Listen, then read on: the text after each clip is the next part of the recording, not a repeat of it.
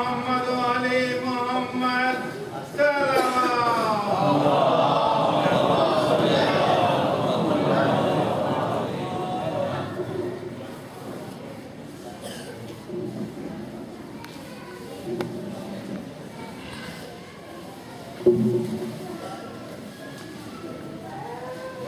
رحم الله من يقرأ الفاتحة.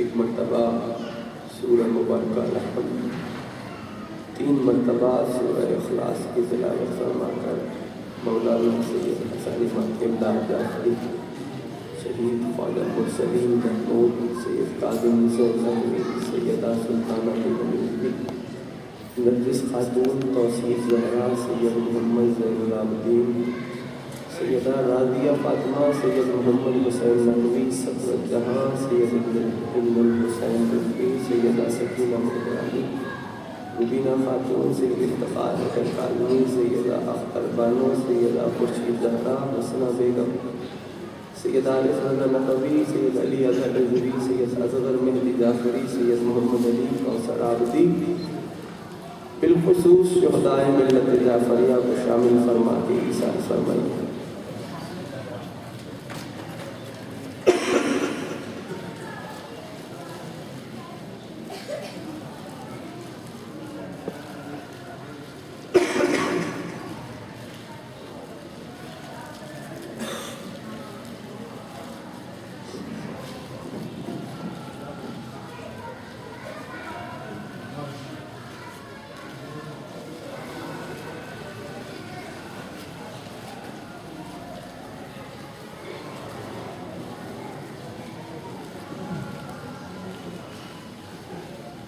أعوذ بالله السميع العليم من الشيطان اللعين الرجيم.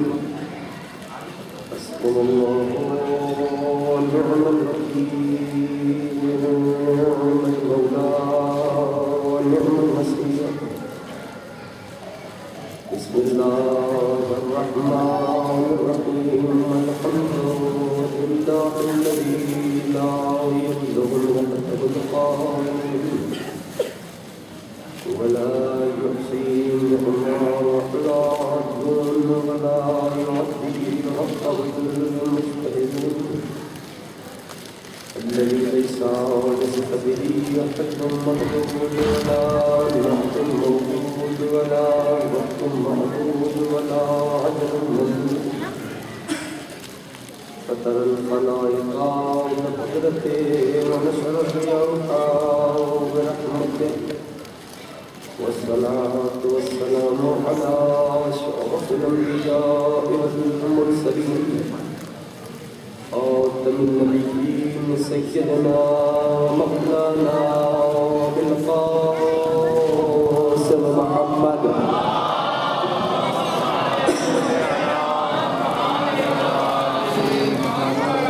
وعلى أهل البيت الطيبين الطاهرين المحسنين المظلومين المتزابين المتقابلين الميامين. أما بعد فقد قال الله سبحانه وتعالى في محكم كتابه المجيد وفرقان الحميد وقوله الله وهو أصدق القائلين. بسم الله الرحمن الرحيم. والله أخرجكم من بطون أمهاتكم لا تعلمون شيئا وجعل لكم السمع والأبصار والأفئدة لعلكم تشكرون.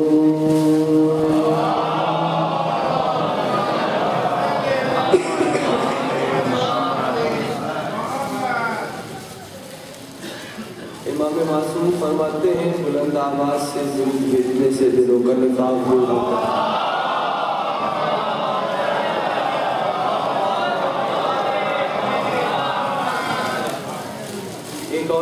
مرتبہ مل کے درود بھیجیں محمد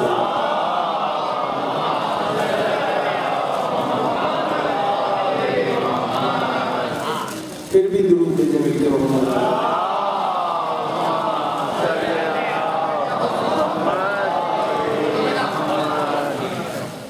درود بھیجیں مل کے محمد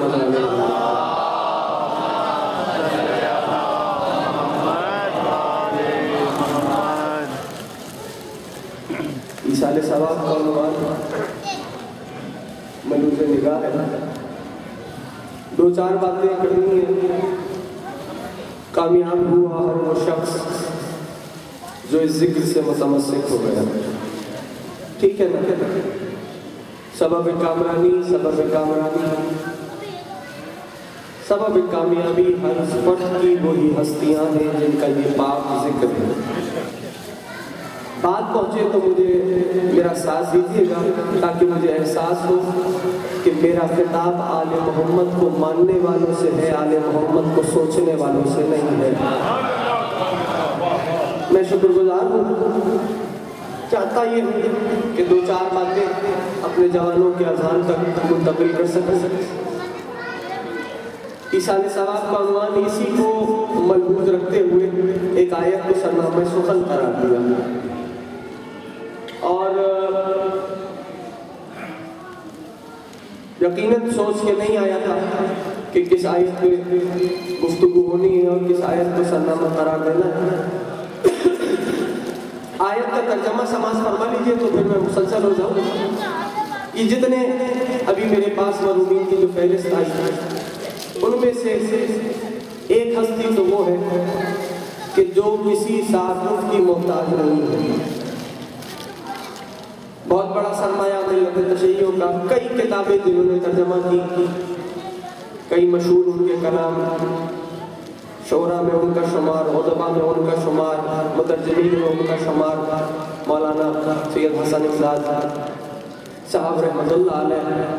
کتابوں میں بھی معمولی کتاب کوئی نہیں. ایک کتاب کا نام الفقی جو شیخ صدوق رحمۃ اللہ علیہ کی لکھی ہوئی کتاب, مکتب تشیع کی کتب اربعہ میں سے ایک کتاب, جو چار بنیادی کتابیں ہیں, کافی, فقہ, تہذیب, استفسار. ان میں سے ایک کتاب الفقی جو کہ 4 اور 5 جلدوں پر مشتمل ہے. اس کتاب کا ترجمہ کیا جو آپ کی زبان میں موجود ہے. پھر علامہ مجلسی رحمۃ اللہ علیہ کی مشہور و معروف کتاب کا نام بہار الانوار قبلہ نے ترجمہ فرمایا. اور بھی کئی تراجم آئے بٹ ایک ترجمہ مولانا حسن امداد صاحب کا کیا ہوا آپ کے شہر میں موجود ہے. تیسری کتاب شیخ صدوق رحمۃ اللہ علیہ کی علل الشرع, اس میں علتیں موجود ہیں, ہر کیوں کا جواب ہے. ٹھیک ہے نا, اس کا ترجمہ کیا. اور کئی کتابیں, کئی مشہور کلام. بہرحال اسی کو ملحوظ رکھتے ہوئے ایک آیت کو سرنامہ سخن میں نے قرار دیا. اگر آیت کا ترجمہ پہنچ گیا تو غالباً میری بات مکمل ہو جائے گی. قرآن نے فیصلہ کیا واللہ اخرجکم من بطون امہاتکم لا تعلمون شیئا وجعل لکم السمع والابصار والافئدہ لعلکم تشکرون. انسانوں اس بات کو یاد رکھو کہ اللہ نے تمہیں بطن مادر سے اس کیفیت میں باہر نکالا کہ لا تعلمون شیئا, جب اس دنیا میں آئے تھے تو جاہل آئے تھے. اگر ترجمہ پہنچ گیا تو میرے ساتھ بولیے گا, جب دنیا میں آئے تھے تو جاہل آئے تھے. جعل لکم السمع, یہ تمہارا اپنا کوئی کمال نہیں ہے. ہم نے تمہیں آنکھیں نہیں ہیں, ہم نے تمہیں دیکھنے کی, سننے کی طاقت عطا کی ہے. والافئدہ, ہم نے تمہیں دل و دماغ دیے ہیں. لعلکم تشکرون, تاکہ ان طاقتوں سے تم علم کو حاصل کر کے اس کی بارگاہ میں ہدیہ تشکر کو پیش کر سکو. ان طاقتوں سے اللہ نے فیصلہ کیا. اس آیت میں کئی باتیں موجود ہیں لیکن ایک فکرہ بہت دیری کے ساتھ کہتے ہوئے اپنے موضوع سے مسلسل ہو جاؤں گا کہ اس آیت میں مالک نے بتایا میں نے تمہیں سماعت دی, میں نے تمہیں آنکھیں دی, میں نے تمہیں دل و دماغ دیے تاکہ ان کے ذریعے سے تم علم کو حاصل کرو. اگر لفظ بدل دوں تو شاید آپ پہنچ جائے. تم ان کے ذریعے سے نہیں, اپنے لفظ بدل لو, تم ان کے وسیلے سے علم حاصل کرو. اور شادی ہوئی گا میرے ساتھ چلے تو فائدہ سمجھ. تم ان کے وسیلے سے علم حاصل کرو گے تاکہ تم اس کی بارگاہ میں حدیہ تشکر کو پیش کرو. اب وہ علم کا معاملہ ہو تب درمیان میں وسیلہ ہے, وہ کھانے کا معاملہ ہو تب درمیان میں وسیلہ ہے. اگر ہاتھ نہ ہو تو لقمہ کھا نہیں سکتے, ہاتھ کے بغیر کھا کے دکھلاؤ تو تم میں اور جانور میں فرق نہیں رہے گا. لقمہ اٹھاؤ گے ہاتھ سے, تہذیب ہے رزق کی, تو وسیلے کا کس حد تک انکار کرو گے؟ اب جاؤ لغات کی طرف جاؤ. لغات میں لکھا کہ وسیلہ کہاں کسے جاتا ہے؟ الوسیلۃ بہ ما یتقرب الی اللہ, وسیلہ اسے کہا جاتا ہے جو عبد کو معبود سے قریب کر دے. بھائی لغت کسی مذہب کی محتاج نہیں ہوتی. لغت کوئی فرقہ وارانہ بات کرنے کی قائل نہیں ہوتی. لغت تو مذاہب سے, فرق سے, ادیان سے, ملل سے بلند ہو کے لکھنے کی آتی ہے. ٹھیک ہے نا؟ اب لغت کا فیصلہ سنو. وسیلے کی تعریف کیا ہے؟ الوسیلۃ بہ ما یتقرب الی اللہ, وسیلہ کہا اسے جاتا ہے جو عبد کو معبود سے قریب کر دے. تو وسیلہ کیا ہوا؟ کہا جو عبد کو معبود سے قریب کرے وہ ہے وسیلہ. اب میں فیصلہ کر رہا ہوں مخلوقات, جو عبد کو معبود سے قریب کرے اسے کہتے ہیں وسیلہ. چھت پہ جانا ہے, علماء ذاکرین نے بڑی مثالیں دی. کہا وسیلہ سیڑھی ہے, لیکن سیڑھی کے لیے دو باتوں کا ہونا ضروری ہے کہ سیڑھی کا ایک جو زمین سے ملا ہوا ہو, دوسرا جو چھت سے ملا ہوا ہو. ایک جو زمین سے, دوسرا جو چھت سے. زمین سے نہیں ملے گا تو میں زمین سے چڑھ نہیں سکتا, چھت سے متصل نہیں ہوگا تو میں چھت پہ جا نہیں سکتا. تو بس جو بھی اللہ اور بندے کے درمیان کا وسیلہ ہوگا اس کے لیے ان دو باتوں کا ہونا ضروری ہے کہ ایک طرف عبد سے متصل ہو, دوسری طرف معبود سے متصل ہو. تو دھوکہ دونوں کھا گئے. جس نے یہاں سے دیکھا اپنے جیسا کہہ دیا, جس نے وہاں سے دیکھا خدا کہہ دیا.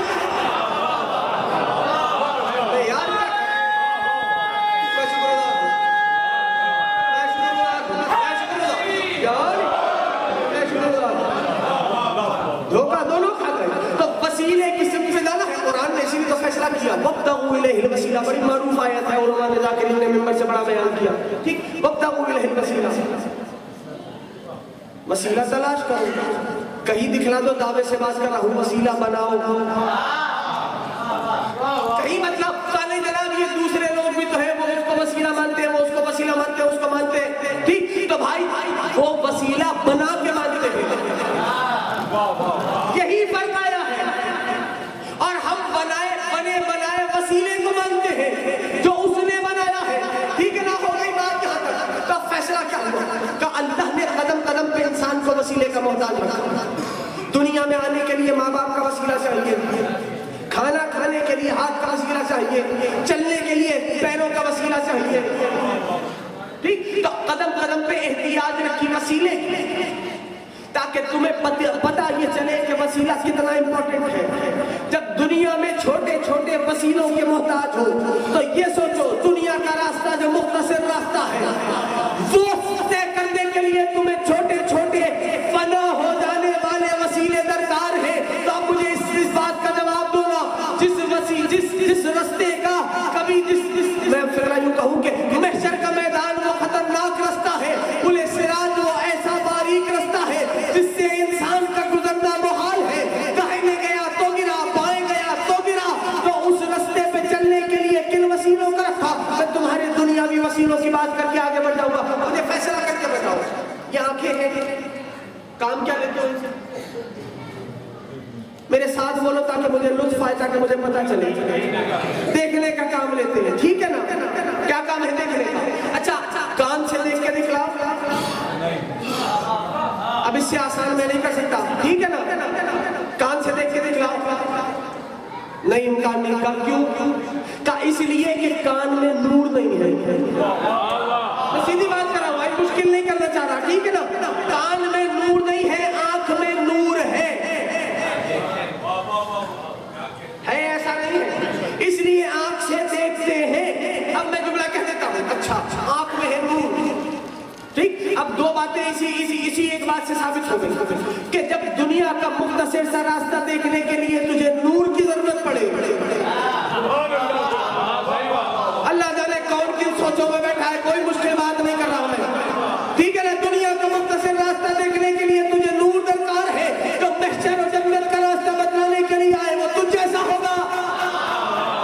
सीधी बात कर रहा हूं, ठीक, आंख में नूर है, हो गई बात। अच्छा मैं एक और आसान और करीब हो जाऊं, मुझे सिर्फ इतना बतलाओ कि जो तुम्हारी राइट आई देखती है वही तुम्हारी लेफ्ट आई भी देखती है?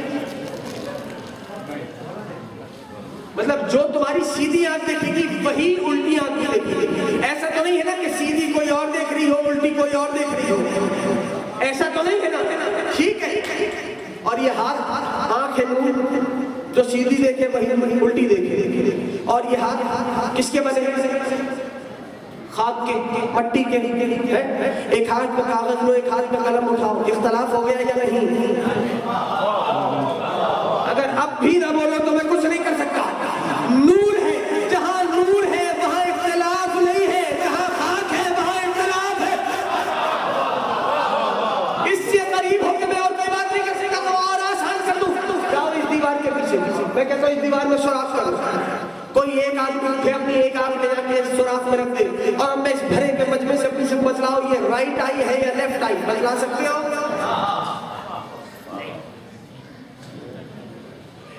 इस अंदाज से मैं बोलने का आदी नहीं हूं। बतला सकते हो? नहीं बतला सकते, नहीं बतला सकते। क्यों? काले जनाब दरमियान में हिजाब है, तवज्जो करना। राइट आई रखी, लेफ्ट आई रखी, पूरा मजमा नहीं बतला सकता।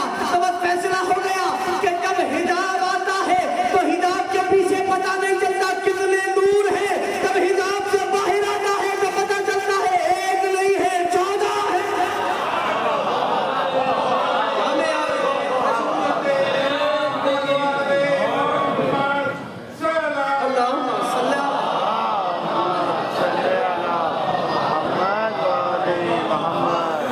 तब पता चलता है एक नहीं है 14।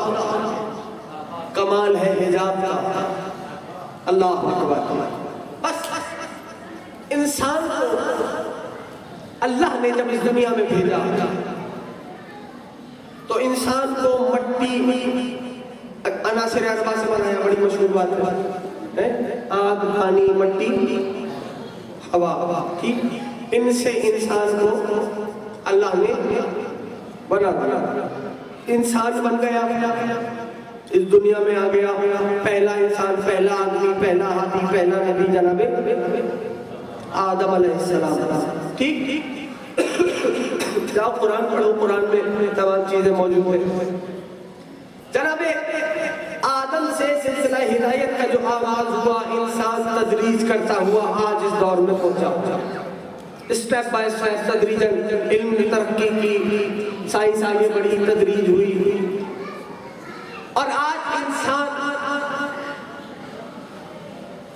जमीन या जमीन के अलावा जितने और सैयारे मौजूद हैं उन तमाम पे बास पे तो इंसान से मरीख पे ही जिंदगी के आसार मालूम कर लिए।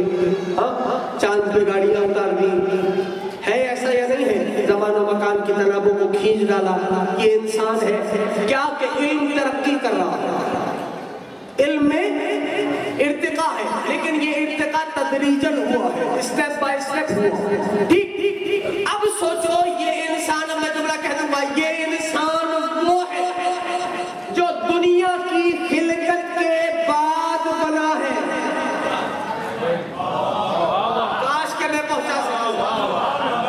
अब मैं नहीं जानता कौन इनको सोचेगा, कौन आले मोहम्मद को मानेगा, लेकिन जुमला में हत्या कर देता हूं, ये इंसान वो है कि जिसका इल्म आज इतना बढ़ गया कि तुम अपने घर में बैठे हुए अंगुश की मूवमेंट से पूरी दुनिया में हुए रूनमा होने वाले हालात को देख लेते हो एक शीशे के पर्दे के पीछे।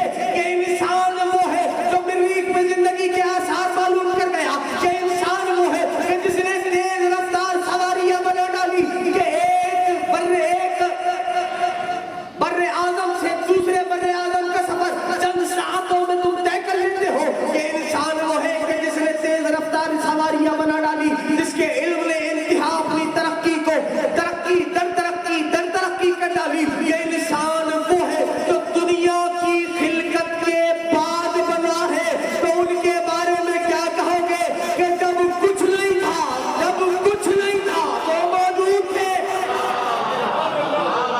पहले मैं तो सीधी बात करता हूं, जनाब आले मोहम्मद ने ये कैसे बता दिया, उनके इल्म का मेयार ये कितना कैसे हो गया, उनकी कोई हद होनी चाहिए। कमाल नहीं है, जब तू तरक्की करे तो तेरी तरक्की की हद न हो।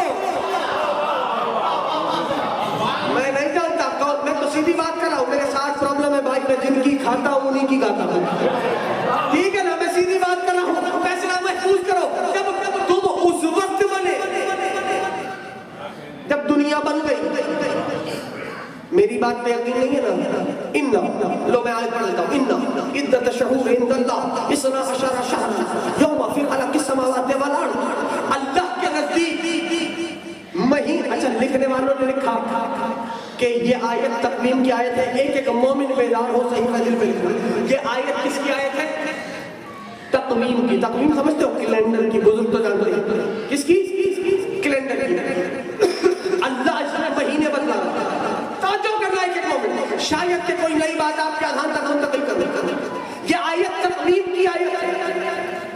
اللہ کے نزدیک مہینوں کی تعداد 12 ہے.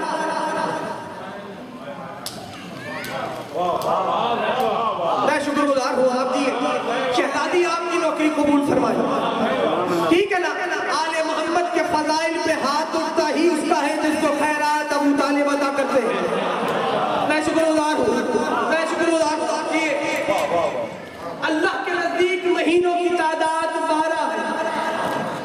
جب زمین بن رہی تھی, جب آسمان بن رہا تھا, پڑھے لکھے لوگ ہیں, پڑھی لکھی بات کر رہا تھا, مہینوں کی تعداد 12 ہے. جب زمین بن رہی تھی, جب آسمان بن رہا تھا. ٹھیک اب درمیان سے کوشش چھوڑ دیا. ذالک الدین القیم, مہینوں کو 12 ماننا مضبوط نظام حیات ہے. سبحان اللہ. میں شکر گزار. بھائی مسئلہ یہ ہے, قرآن کی آیت ہے نا, سب نے لکھ ڈالا کہ یہ اللہ کیلنڈر بتا رہا ہے, اللہ مہینے بتا رہا ہے کہ اللہ کے نزدیک مہینوں کی تعداد 12 ہے. جاؤ دیکھ نا, پڑھ کے بولنے کا عادی ہوں, سنی سنائی بات کرتا نہیں. حوالے چاہیے ہو, تمہارے محلے میں رہتا ہوں, جتنے حوالے چاہیے ہو مجھ سے لے لینا. فیصلہ تو ٹوٹ ہے, بات محفوظ کرو. مہینوں کی تعداد 12. ٹھیک, مہینوں کو 12 ماننا مضبوط نظام حیات ہے. ٹھیک, اب میں سوال کرتا ہوں پورے عالم اسلام سے, مجھے عالم اسلام یہ بتلائے کہ عیسائی بھی مہینے 12 مانتا ہے, ہندو بھی مہینے 12 مانتا ہے, سکھ بھی مہینے 12 مانتا ہے. جس کو پہنچے وہ بولنے میں نہ شرمائے. پوری دنیا کا انسان 12 مہینے مانتا ہے. کیا سب کے سب مضبوط نظام حیات میں موجود ہے؟ میں سیدھی بات کر رہا ہوں. اب کوئی جواب نہیں تو لو اب ہم سے بھی ترجمہ سنو. فیصلہ کیا ہے؟ ان عدت الشہور عند اللہ, ڈنکے کی چوٹ پہ فیصلہ کر رہا ہوں, لاؤڈ اسپیکر پہ فیصلہ کر رہا ہوں, حجرے میں فیصلہ نہیں کر رہا. ان عدت الشہور عند اللہ 12 شہرا, اللہ کے نزدیک. اچھا, شین 2 چشمی ہے اور رے, بزرگ بہت اچھی طرح جانتے ہیں, جوان سر اٹھا. شین 2 چشمی ہے اور رے. شہر کے ایک معنی یقیناً بدلنا. میں انکار ہی کوئی نہیں کرتا.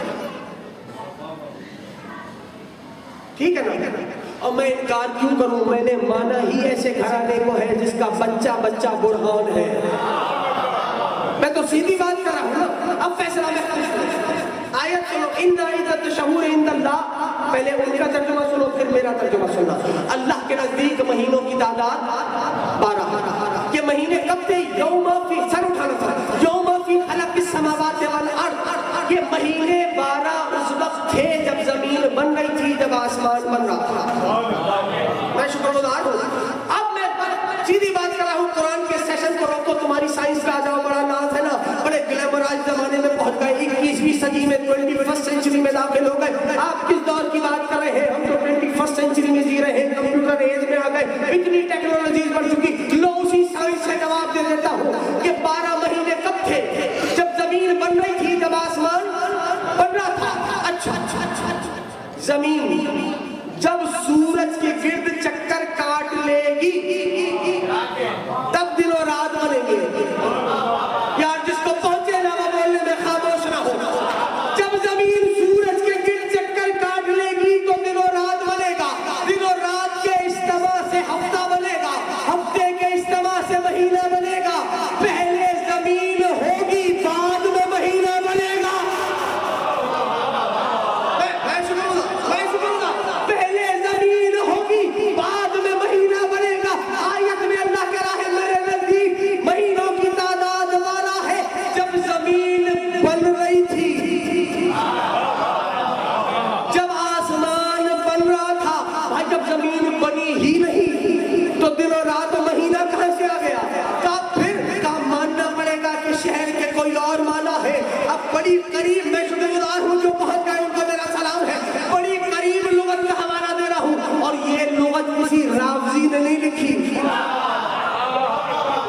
یہ ایک عیسائی عالم، میں شکر گزار، یہ ایک عیسائی عالم نے لکھی ہے، لغت کا نام المنجد ہے، تمہارے محلے میں جو علماء رہتے ہیں ان کے پاس جا کے دیکھ لینا، المنجد صاحب المنجد نے لکھا شین دو چشمی ہیر رے، اب ادھر طے ہو گیا کہ ادھر شہر سے مراد مہینہ نہیں ہے، پھر کہاں جائے، پہلے معنی تو انہوں نے شہر کے حتماً مہینہ لکھے، کہا ادھر مہینہ تو مراد نہیں ہے، کہا شہر کے دوسرے معنی کیا ہے، بیدار ہونا، جو آل محمد کا حکمران ہے وہ بولے گا، شہر کے دوسرے معنی، شہر کے دوسرے معنی ہے عالم۔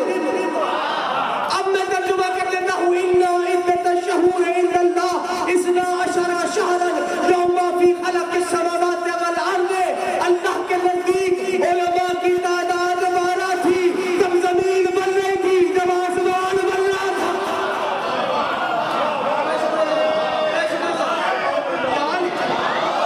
اتنا بلند علی کا نام لا ہے نہیں، اتنا بلند درود بھیجے مل کے محمد آل محمد۔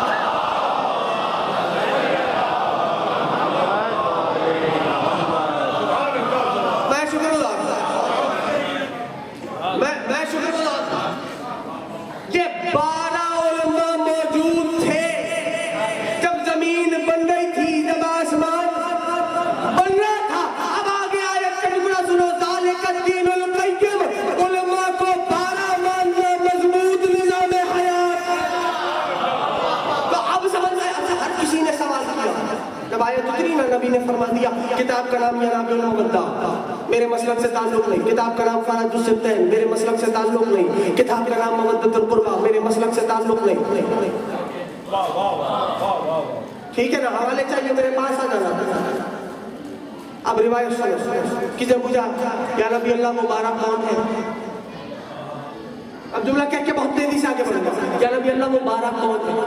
ٹھیک، نبی نے فرمایا پہلے علی ہے، دوسرے حسن ہے، تیسرے حسین ہے۔ اب جملہ کہہ دوں گا اور جس کو پہنچے وہ بولے، پہلے علی، دوسرے حسن، تیسرے حسین، چوتھے علی، پانچویں محمد، چھٹے جعفر، ایک ایک کے نام بتائیں۔ اب دوسری روایت سیکوینس سے ترتیب سے ینابع المودع میں یہ روایت اسی انداز سے موجود ہے جیسے میں بیان کر رہا ہوں۔ پھر کسی نے پوچھا اللہ کے نبی مبارک کون؟ اب نبی نے فرمایا پہلے علی ابن ابی طالب۔ نہیں دیکھو، اتنی آسانی سے تو چھوڑنے کے لیے نہیں آئے نا ممبر پہ۔ پہلے علی ابن ابی طالب، دوسرے حسن ابن علی، تیسرے حسین ابن علی، چوتھے علی ابن حسین، پانچویں محمد ابن علی، چھٹے جعفر ابن محمد۔ اب نبی نے ناموں کے ساتھ ولدیتیں بھی بتلائی۔ بیدار ہو لو چولی والوں، نبی نے فیصلہ کیا کہ سنو، اس بات کو یہاں یاد رکھنا کہ جہاں منصب اللہ کی طرف سے ہوتا ہے ولدیت مصطفیٰ بتلاتا ہے۔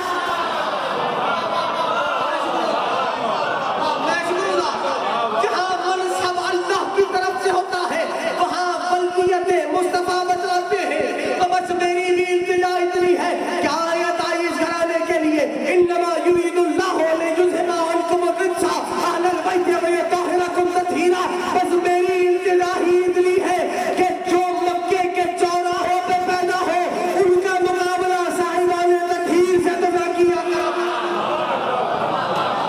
کس دنیا میں جی رہے ہیں؟ کس معاشرے میں رہتے ہو؟ کس گھرانے کو مانتے ہو؟ کبھی سوچا کوئی ایسا مسئلہ دو، دعوے سے باز کر رہا ہوں، آخرت تو بہت دور جس نے دنیا کی بھی ضمانت لی ہو۔